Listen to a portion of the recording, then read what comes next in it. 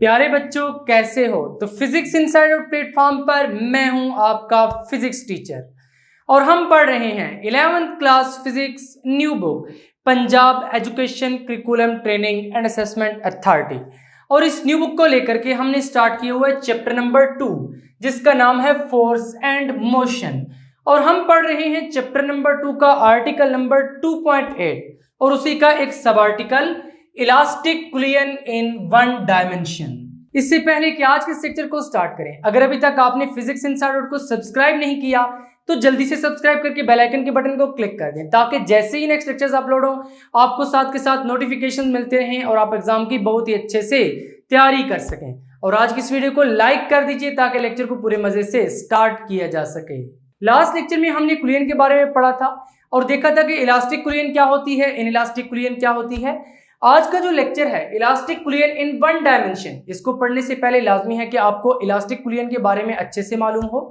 तो अगर वो वाला लेक्चर आपने अभी तक नहीं सुना तो मैं आपको सजेस्ट करूंगा कि वो लेक्चर पहले सुन लीजिए। उसका लिंक आपको डिस्क्रिप्शन में मिल जाएगा और इसके साथ साथ कमेंट सेक्शन में मिल जाएगा, वहां से आप उसको इजीली असेस कर सकते हैं। यहां पर इलास्टिक कुलियन इन वन डायमेंशन को स्टडी करने से पहले हमें ये देखना पड़ेगा कि जो आर्टिकल का नाम है ये क्या है।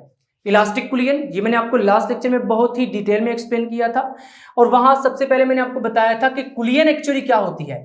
फिजिक्स में कुलियन इस तरह होती है कि जब दो बॉडीज इतनी करीब आती हैं कि उनके दरमियान एक लार्ज फोर्स एक्सर्ट होती है, एक बॉडी दूसरी पर करती है, दूसरी पहली पर करती है in a very short interval of time, यानी large force in very short interval of time. तो इस केस में हम कहते हैं कि उन बॉडीज ने क्या किया है, कोलाइड किया है। अब इलास्टिक कुलियन कौन सी होती है? जिसमें काइनेटिक एनर्जी कंजर्व रहती है। काइनेटिक एनर्जी इलास्टिक कुलियन में क्यों कंजर्व रहती है, किस तरह से रहती है, ये लास्ट लेक्चर में मैंने बहुत ही डिटेल में एक्सप्लेन कर दिया हुआ है। इसी मैंने आपको सजेस्ट किया कि आप पहले वो वाला लेक्चर सुने ताकि आपको इस चीज के बारे में अच्छे से मालूम हो। इन वन डायमेंशन, भाई वन डायमेंशन का क्या मतलब है?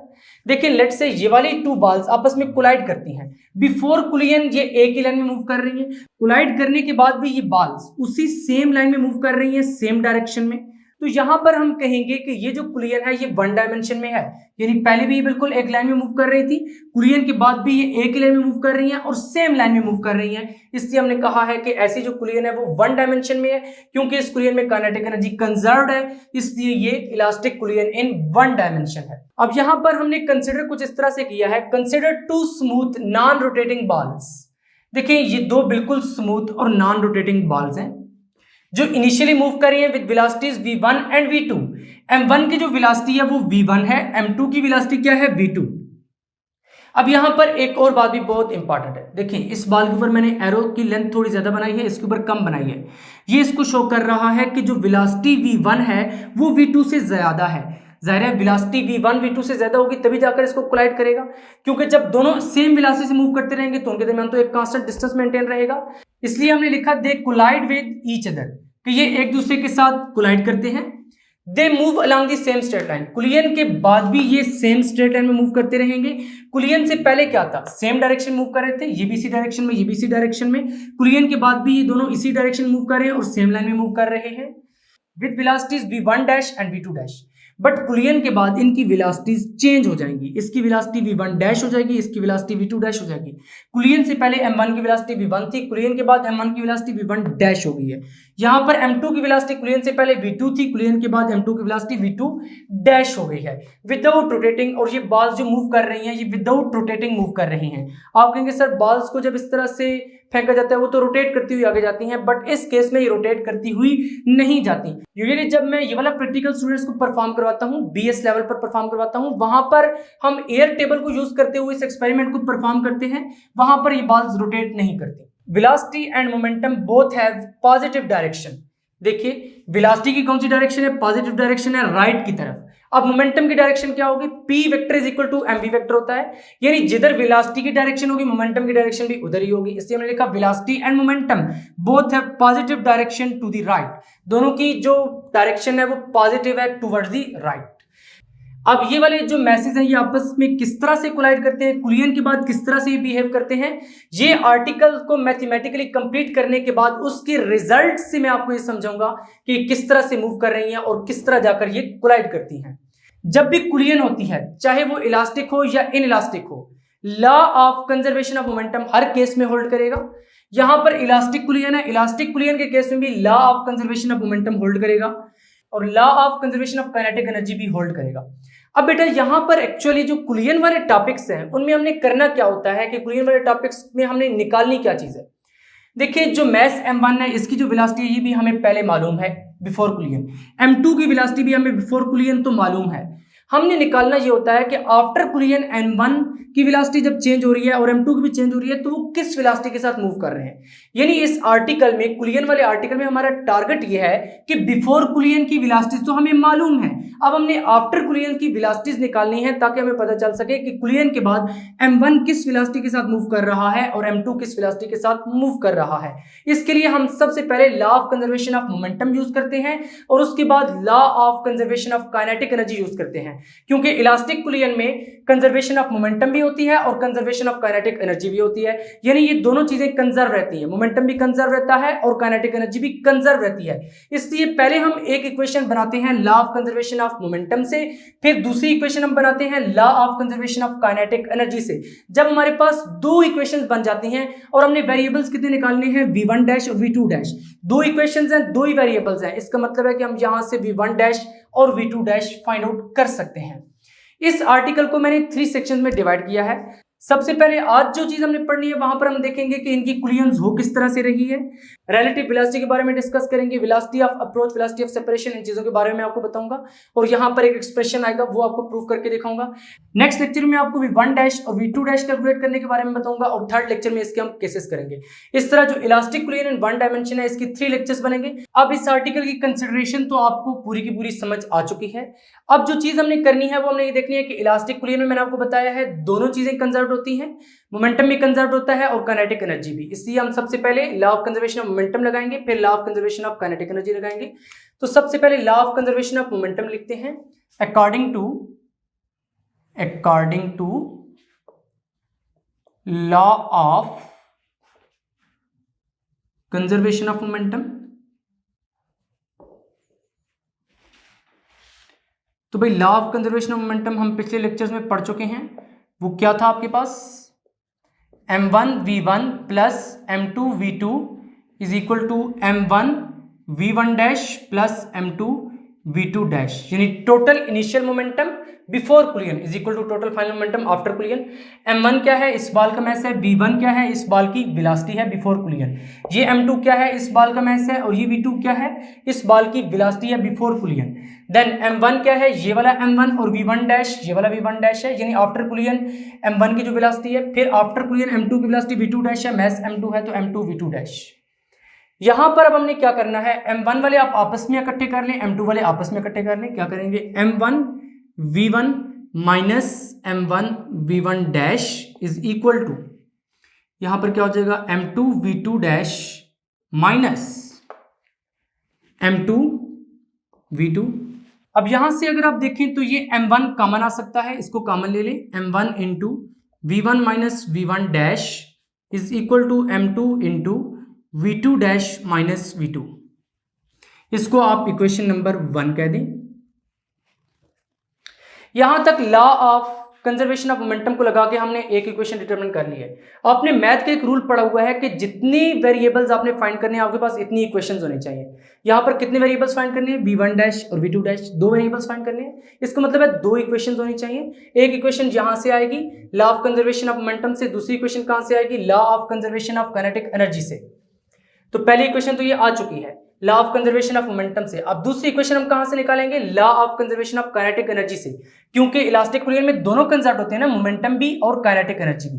तो यहां पर फिर हम क्या लिखेंगे, as the collision is elastic, क्योंकि कुलियन यहां पर इलास्टिक हम मान के चल रहे हैं, so kinetic energy is conserve. जिस तरह मैंने लास्ट लेक्चर में आपको बताया था कि इलास्टिक कुलियन में काइनेटिक एनर्जी कंजर्व रहती है from conservation of kinetic energy. अगर काइनेटिक एनर्जी कंजर्व्ड है तो इसका क्या मतलब है कि total kinetic energy before collision is equal to total kinetic energy after कुलियन।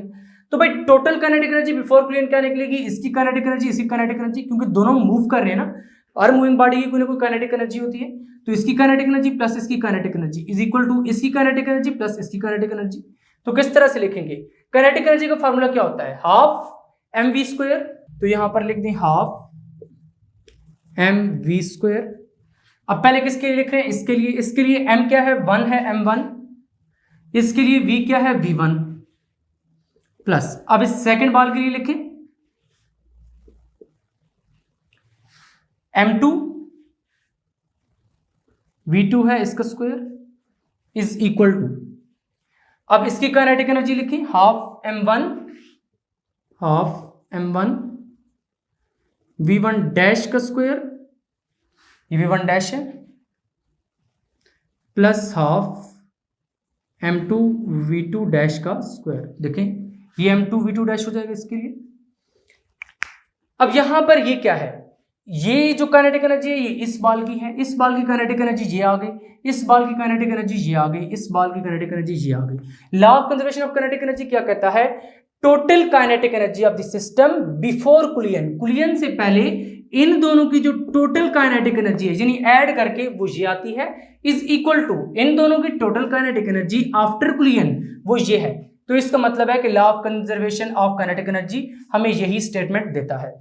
अब हम क्या करेंगे, m1 वालों दोनों को एक साइड पे कर लेंगे, m2 वालों को एक साइड पर कर लेंगे। तो भाई किस तरह से करेंगे, हाफ m1 v1 स्क्वायर, इसको इधर लेके आएंगे, इधर प्लस है तो इधर लेके आएंगे, क्या हो जाएगा minus half m1 v1 dash का स्क्वायर इज इक्वल टू, अब देखिए ये चीज तो इधर आ गई थी, अब पहले ये वाला लिखें हाफ m2 v2 डैश का स्क्वायर, इसको उठाकर इधर ले आए यानी m2 वाले हम एक साइड पर कर रहे हैं, m1 वाले एक साइड पर, ये इधर प्लस है, इधर आके क्या हो जाएगा minus half m2 v2 square. अब यहां पर अगर आप देखें तो इस टर्म में भी 1/2 m1, इसमें भी 1/2 m1, ये दोनों कॉमन आ रहे हैं यानी हाफ m1 और हाफ m1 ये कॉमन आ रहे हैं। तो कॉमन ले लें, किस तरह से लेंगे, हाफ m1 इंटू v1 का स्क्वायर माइनस v1 डैश का स्क्वायर, यही बचेगा पीछे क्योंकि हमने हाफ m1 तो कॉमन ले लिया, इज इक्वल टू इसमें से हाफ m2 कॉमन ले लें, इसमें भी है इसमें भी है, तो किस तरह से लेंगे हाफ m2, अंदर क्या बचेगा v2 डैश का स्क्वायर माइनस v2 का स्क्वायर। अब देखें अगर आप पूरी इक्वेशन को 2 से मल्टीप्लाई कर दें तब भी ये 2 कैंसिल हो जाएगा, या फिर ये है कि इस 2 को उठाकर इधर ले आए, इधर डिवाइड और इधर आगे क्या हो जाएगा मल्टीप्लाई। बट हम लोग इस तरह कर लेते हैं कि पूरी इक्वेशन को लेफ्ट साइड पर भी और राइट साइड पर भी 2 से मल्टीप्लाई कर लेते हैं, multiplying both sides by 2, multiplying both sides by 2। अब कुछ स्टूडेंट क्या लिखते हैं, बोथ साइड्स को लिखने के लिए ना b/s लिख देते हैं, बट वो बहुत ही गलत चीज है, वहां पर आपके मार्क्स कट जाते हैं। देखिए अब जब इस चीज को 2 से मल्टीप्लाई करेंगे तो ये 2 और वो वाला 2 क्या हो जाएगा, कैंसिल हो जाएगा, पीछे आपके पास क्या बचेगा m1 इंटू v1 का स्क्वायर माइनस v1 डैश का स्क्वायर इज इक्वल टू, यहां पर राइट साइड पर भी आप 2 से मल्टीप्लाई करेंगे, ये 2 वो वाला 2 क्या हो जाएगा कैंसिल हो जाएगा, पीछे क्या बचेगा m2 इंटू v2 डैश का स्क्वायर माइनस v2 का square.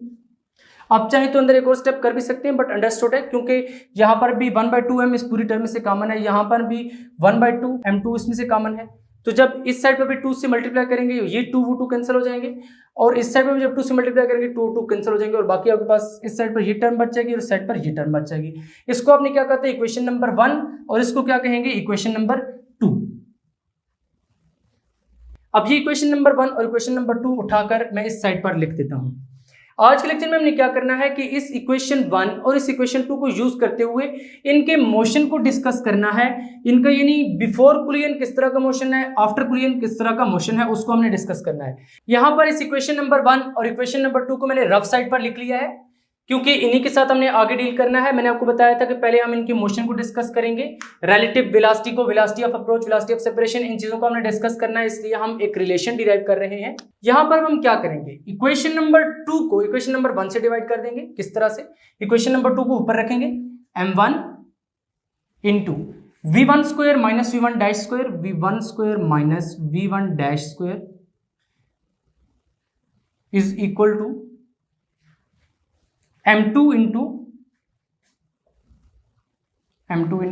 v2 dash square minus v2 का स्क्वायर। अब देखें जब इस तरह की इक्वेशंस को हम डिवाइड करते हैं तो जो लेफ्ट हैंड साइड होती है उसके नीचे दूसरी इक्वेशन की लेफ्ट हैंड साइड आती है, जो राइट हैंड साइड होती है उसके नीचे दूसरी इक्वेशन की राइट हैंड साइड ही आती है। अब नीचे वाली इक्वेशन आप लिख दें m1 into v1 minus v1 dash v1 minus v1 dash, और इसके नीचे क्या आ जाएगी, राइट साइड के नीचे राइट साइड आ जाएगी m2 into v2 dash minus v2 dash minus v2। अब देखें यहां पर आपने मैथमेटिक्स से एक फार्मूला पढ़ा हुआ है a square minus b square. देखें यहां पर है v1 square minus v1 dash square, उसको हम ओपन कर सकते हैं। यहां पर आप बेशक लिखते हैं using a square minus b square is equal to a minus b into a plus b. ये आपने मैथमेटिक्स में फार्मूला पढ़ा हुआ है, a square minus b square is equal to a minus b into a plus b. तो इसको use करते हुए इस इक्वेशन को आप लिखें। किस तरह से लिखेंगे, कुछ इस तरह से आपके पास आएगा m1 इंटू, यहां पर अब a क्या है, v1 है, b क्या है, v1 डैश है। तो लिखते हैं v1 minus v1 dash, v1 minus v1 dash into v1 plus v1 dash, यही चीज आएगी आपके पास, divided by m1 into v1 minus v1 dash is equal to के बाद क्या आएगा m2 इंटू, अब यहां पर a क्या है v2 डैश, b क्या है v2, तो सिमिलरली आप ये भी लिख दें a minus b into a plus b. a क्या है v2 डैश माइनस b क्या है v2 into v2 dash plus v2 हो जाएगा, डिवाइडेड बाय जो चीज डिवाइड हो रही है उसी को कर दें m2 into v2 dash minus v2।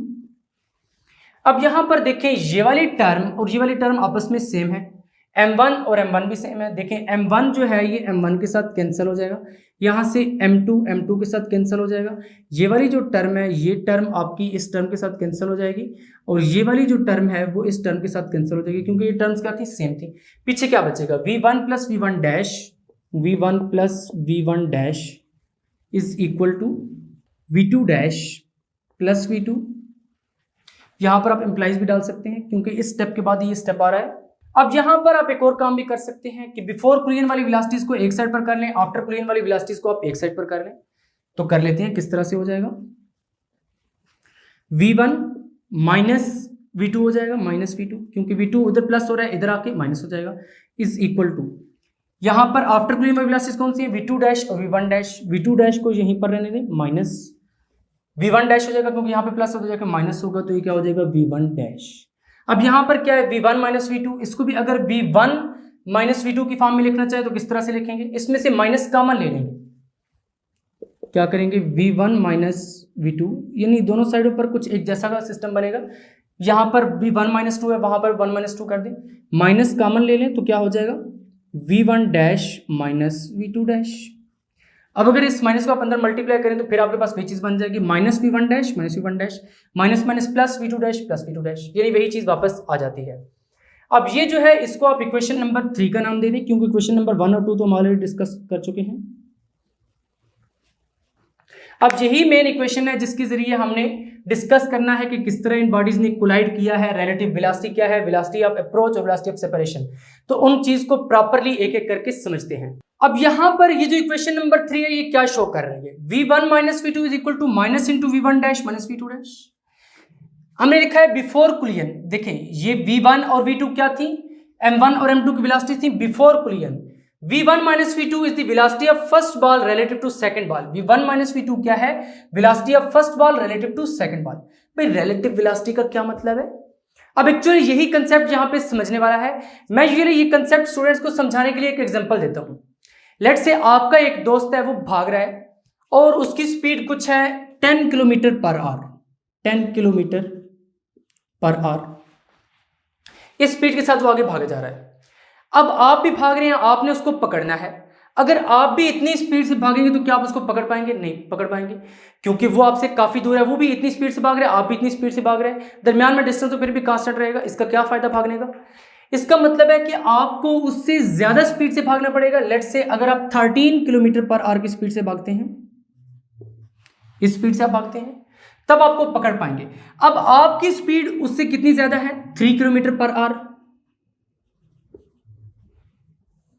तो यहां पर हम ये कह रहे हैं कि आपने 3 किलोमीटर पर आवर की स्पीड से जाकर उसको पकड़ा है, क्योंकि 10 किलोमीटर पर आवर की स्पीड से तो वो ऑलरेडी मूव कर रहा है। अगर आप भी 10 से करेंगे आप उसको नहीं पकड़ सकते। आपकी स्पीड ऊपर कितनी ज्यादा है, 3 किलोमीटर पर आवर, यानी आप भाग रहे हैं, आपने 3 किलोमीटर पर आवर की स्पीड से जाकर उसको पकड़ा है। तो ये जो स्पीड है ये आपकी रिलेटिव स्पीड है। अगर वेलोसिटी की बात करें तो ये रिलेटिव वेलोसिटी होगी। किस तरह से, आपकी ये वेलोसिटी है, उसकी ये वेलोसिटी है, आपने 3 किलोमीटर पर आवर की वेलोसिटी से जाके उसको क्या किया है, पकड़ा है। इट्स मीन आपकी जो वेलोसिटी है 3 किलोमीटर पर आवर, ये with respect to your friend है, यानी आप अपने फ्रेंड से 3 किलोमीटर पर आवर ज्यादा तेज भाग रहे हैं, जिसकी वजह से आप उसको पकड़ लेंगे। It's mean your velocity relative to your friend is this. Similarly यहां पर क्या केस है, ये m1 था, ये m2 था। m1 क्या कर रहा है, ज्यादा वेलोसिटी के साथ मूव कर रहा है, तभी जाके उसको कोलाइड करेगा ना। किस वेलोसिटी के साथ जाके कोलाइड करेगा, v1 minus v2, v1 minus v2। इसको अगर आप करेंगे तो आपको पता चल जाएगा कि m1 कितनी ज्यादा वेलोसिटी के साथ मूव कर रहा है। तो ये जो वेलोसिटी है, इसीलिए हम इसको कह रहे हैं कि v1 minus v2 is the velocity of first ball, यानी ये जो फर्स्ट बॉल है इसकी velocity relative to second ball. जिस तरह यहां पर हमने कहा था आपकी velocity relative to your friend, similarly यहां पर ये वेलोसिटी है फर्स्ट बॉल की रिलेटिव टू सेकंड बॉल। अब ये समझते हैं ये क्या चीज है, v1 माइनस v2 डैश। देखें जब इस बॉल ने जाकर उस बॉल के साथ कोलाइड किया है तो क्या होगा, इसकी वेलोसिटी ज्यादा थी। अब क्या होगा कि ये वाला मैस, ये वाली बॉल जो है ये ज्यादा वेलोसिटी के साथ मूव करना शुरू कर देगी, जिसको हम v2 डैश कह रहे हैं। अब क्या हुआ है, v1 डैश कम हो गया, v1 डैश कम है, v2 डैश ज्यादा है। अब जब कम में से आप ज्यादा को माइनस करेंगे तो आंसर क्या आएगा, माइनस में आएगा ना, तभी यहां पर माइनस आया बेटा। v1 डैश कम है, v2 डैश क्या है, ज्यादा है। छोटे में से बड़ा माइनस करेंगे तो क्या जवाब आएगा, माइनस में आएगा। तो यहां से फिर आपको ये चीज भी समझ में आ गई कि ये माइनस क्यों आया है। बहुत ही इंटरेस्टिंग कंसेप्ट था। फिर ये जो v1 डैश, अब इस माइनस को एक मिनट के लिए छोड़ें, v1 dash minus v2 dash, जिस तरह ये वाली वेलोसिटी हमने कहा था कि is the velocity of first ball relative to second ball, ये बिफोर क्लूजन की थी, इसी तरह हम इसके लिए लिखेंगे velocity of first ball relative to the second ball after collision. v1 dash after collision है, v2 डैश भी क्या है, आफ्टर क्लूजन है, यानी velocity of first ball relative to the second ball after collision. तो यहां से आपको ये चीज अच्छे से समझ आ गई, रिलेटिव वेलोसिटी का कंसेप्ट भी समझ आ गया। अब यहां पर अगर रिलेटिव वेलोसिटी का कंसेप्ट आपको यहां से नहीं समझ आया, तब भी मैं आपको एक और एग्जांपल दे देता हूं। लेट्स से एक कार है जो कितनी स्पीड से मूव कर रही है, 40 किलोमीटर पर आवर से, और दूसरी कार है जो इसको जाके कोलाइड करना चाहती है, वो 50 किलोमीटर पर आवर से मूव कर रही है। अब इस कार की वेलोसिटी इससे कितनी ज्यादा है, 10 किलोमीटर पर आवर। तो हम क्या लिखेंगे, 50 kilometre per our minus 40 kilometre per our, यानी ये वेलोसिटी है इस कार की रिलेटिव टू सेकंड कार। ये कितना आएगा, 10 किलोमीटर पर आवर, यानी जो फर्स्ट कार है वो इतनी ज्यादा वेलोसिटी से मूव कर रही है इसके रिस्पेक्ट से, यानी जो फर्स्ट कार है उसके पास सेकंड की बनिस्बत इतनी वेलोसिटी ज्यादा है, जिसकी वजह से हम इसको कह रहे हैं कि ये रिलेटिव वेलोसिटी है, यानी velocity of car 1 with respect to car 2। अब ये रिलेटिव वेलोसिटी का क्या कंसेप्ट है, रिलेटिव का एक्चुअल मीनिंग क्या है, ये हम रिलेटिविटी वाले चैप्टर में जाकर पढ़ेंगे। वहां पर बेशुमार एग्जांपल्स आएंगी, रियल वर्ल्ड से कुछ एग्जांपल लेकर समझेंगे, आपको कंसेप्ट एकदम बिल्कुल क्लियर हो जाएगा। यहां पर समझाने का मकसद ये था कि ये इस कार को अप्रोच करेगा विद दिस वेलोसिटी, यानी इसको अगर हम v1 कहें और इसको हम v2 कहें, तो v1 माइनस v2 का जो रिजल्ट है यहां पर वो क्या बता रहा है कि इतनी वेलोसिटी है जिसके साथ इस कार ने इस कार को अप्रोच किया है, इसलिए हम इसको कहते हैं वेलोसिटी ऑफ अप्रोच।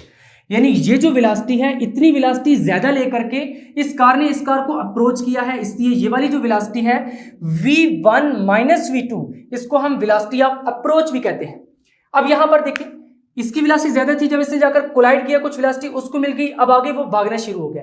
अब फिर ये सेपरेट हो गए, पहले कोलाइड किए फिर ये सेपरेट हो गए, क्योंकि m2 की वेलोसिटी ज्यादा हो गई, ये आगे भागना शुरू हो गया, और इसकी वेलोसिटी कम थी इसलिए ये आहिस्ता आहिस्ता आहिस्ता आगे जा रहा है, ये आगे भाग रहा है। अब यहां पर फिर क्या हुआ है कि इसकी वेलोसिटी ज्यादा होने के बाद सेपरेशन हो गई है, इसकी वेलोसिटी इससे कितनी ज्यादा है ये शो करेगा कि वेलोसिटी ऑफ सेपरेशन कितनी है। यानी देखें m2 कितनी ज्यादा वेलोसिटी से मूव कर रहा है इसकी बनिस्बत, वो वेलोसिटी ऑफ सेपरेशन है, यानी m2 इससे इतनी ज्यादा वेलोसिटी लेकर आगे भाग चुका है। जैसे हम कहते हैं कि आपके दोस्त ने 10 नंबर आपसे फालतू लेकर बोर्ड टॉप कर लिया है, इसी तरह इसने इतनी वेलोसिटी इससे ज्यादा लेकर आगे मूव कर गया, यानी वेलोसिटी ऑफ सेपरेशन है, इतनी वेलोसिटी इसके साथ से ज्यादा लेकर सेपरेट हो गया है। अब हमने क्या किया है, इस इक्वेशन नंबर 3 को उठाकर यहाँ पे लिख दिया, जस्ट आपको समझाने के लिए। जो नीचे पैराग्राफ लिखा हुआ तो आपने इसी तरह लिखना है, उसके बाद आपने ये चीज लिखनी है। इसमें हमने क्या लिखा है, it means that relative velocities before and after collision have same magnitude but are reversed after the collision. Relative velocity में आपको अच्छे तरीके से एक्सप्लेन कर चुका हूं और आपको ये बताया था कि ये v1 minus v2 relative velocity before collision है और v1 dash minus v2 dash ये रिलेटिव वेलोसिटी आफ्टर कोलिजन है। तो यहाँ पर ये क्या है कि ये दोनों मैग्नीट्यूड में सेम है, क्योंकि यहाँ पर इक्वल है, this is equal to this, but क्योंकि साथ माइनस आ रहा है इसलिए हमने ये लिखा है but are reversed after collision. After collision ये रिवर्स हो जाती है, देखिए किस तरह रिवर्स होती है, यहाँ पर m1 की वेलोसिटी ज्यादा थी, आफ्टर कोलिजन m2 की वेलोसिटी क्या हो गई है, ज्यादा हो गई है। अब ये वेलोसिटी कम हो गई है, जब v1 डैश में से आप v2 डैश को माइनस करेंगे, छोटे में से बड़े को माइनस करेंगे, तो रिजल्ट में आपके पास जो वैल्यू आएगी वो ऑब्वियसली माइनस में होगी, इसलिए इस एक्सप्रेशन के साथ यहाँ पे माइनस आ रहा है। In other words, the magnitude of relative velocity of approach is equal to magnitude of relative velocity of separation। जैसे भी मैं आपको बता चुका हूं कि v1 minus v2 relative velocity of approach है और v1 dash minus v2 dash क्या है, relative velocity of separation। किस तरह से, m1 के पास वेलोसिटी m2 की बनिस्बत ज्यादा थी बिफोर कोलिजन, जितनी वेलोसिटी m1 के पास m2 की बनिस्बत ज्यादा थी उसके साथ जाके इसने m2 को क्या किया, अप्रोच किया, इसलिए हम कहते हैं कि v1 माइनस v2 क्या है, relative velocity of approach। v1 dash minus v2 dash ये रिलेटिव वेलोसिटी ऑफ सेपरेशन है। किस तरह से, देखिए इसके पास ज्यादा वेलोसिटी थी, इसने जाकर उसके साथ कोलाइड किया, जिसकी वजह से m2 आगे भाग जाएगा, एक मतलब तो ये कोलाइड हुए आपस में, बट अब m2 के पास वेलोसिटी ज्यादा आ गई है, v2 डैश ज्यादा है। अब m2 के पास वेलोसिटी m1 की बनिस्बत कितनी ज्यादा है, जितनी ज्यादा है उसको लेकर के ये आगे भाग गया है, यानी m1 से सेपरेट हो गया है, इसलिए हम कह रहे हैं कि ये जो वेलोसिटी है ये रिलेटिव वेलोसिटी ऑफ सेपरेशन, और ये क्या है, v1 dash minus v2 dash, और ये दोनों क्या है, इक्वल इन मैग्नीट्यूड है। जस्ट आफ्टर कोलिजन ये क्या हो जाती है, रिवर्स हो जाती है। अब जो आपके पेपर में क्वेश्चन आता है वो कुछ इस तरह से आता है, show that relative velocity of approach is equal to relative velocity of separation for elastic collision in one dimension. देखिए हमने यहाँ पर इलास्टिक कोलिजन वन डायमेंशन को स्टडी किया है। आज के लेक्चर में हमने जितना भी स्टडी किया वो सारे का सारा इस क्वेश्चन के आंसर में आएगा। क्वेश्चन क्या है, रिलेटिव वेलोसिटी ऑफ अप्रोच, ये क्या है, relative velocity of approach is equal to relative velocity of separation for elastic collision. ये इलास्टिक कोलिजन के लिए हमने निकाला है। Magnitude of relative velocity of approach is equal to magnitude of relative velocity of separation. इसी statement को उठा के इसने क्वेश्चन बना दिया है। तो इस तरह का क्वेश्चन आपके पेपर में आता है। आपने इस क्वेश्चन के आंसर में जो कुछ आज के लेक्चर में पढ़ा है वो सारे का सारा इसी तरह हेडिंग्स की फॉर्म में आपने प्रॉपर लिख कर आना है। आज का लेक्चर यहीं पर एंड होता है। अब हम नेक्स्ट लेक्चर में पढ़ेंगे कि ये जो v1 डैश और v2 डैश है, velocities of ball having mass m1 and m2 after collision, इनकी हम वैल्यूज डिटरमिन करेंगे। तो अभी तक अगर आपने फिजिक्स इनसाइडर को सब्सक्राइब नहीं किया तो जल्दी से सब्सक्राइब करके बेल आइकन के बटन को क्लिक कर दें, ताकि जैसे ही नेक्स्ट लेक्चर्स अपलोड हो आपको साथ के साथ नोटिफिकेशन मिलते रहें और आप एग्जाम की बहुत ही अच्छे से तैयारी कर सकें। कमेंट करके बताएं कि आपको आज का लेक्चर कैसा लगा। मिलेंगे नेक्स्ट लेक्चर में, तब तक के लिए अल्लाह हाफिज।